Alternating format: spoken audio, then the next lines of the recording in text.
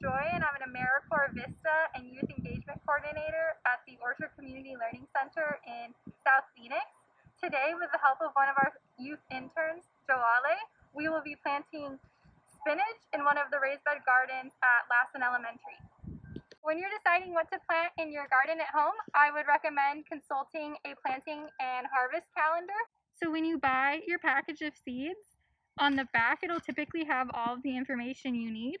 So on this one for spinach, it says that it likes cool weather and it's best planted in very early spring or in fall.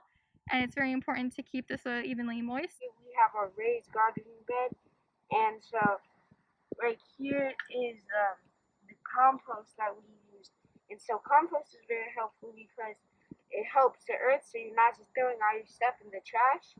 And then also it saves you money because if you compost, you can use it in soil instead of going to a store and getting compost.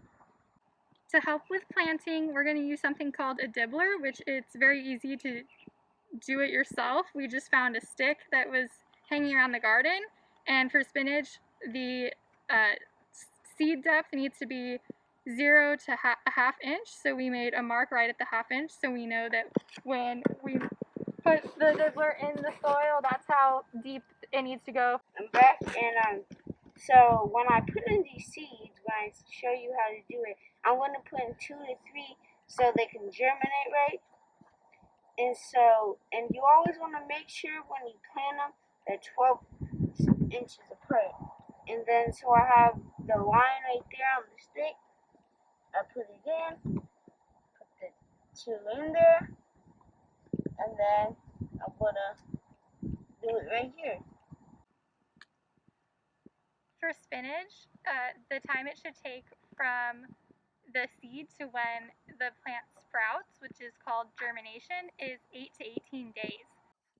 In the germination state, you want to make sure that the seeds are getting a lot of light and frequent watering.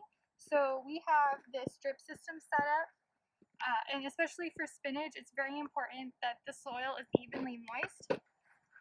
But after the seeds go into the vegetative state, you're going to want to dial back the watering until every 2 to 3 days maybe, but you want to slowly get to that point.